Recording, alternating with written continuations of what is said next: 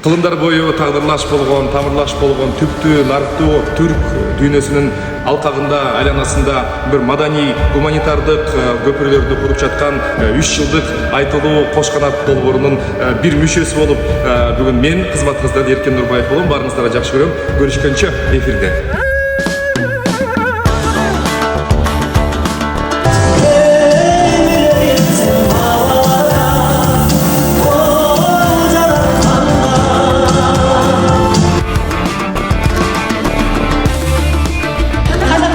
Этнотуризм бүгүн мен болашак тууралуу келип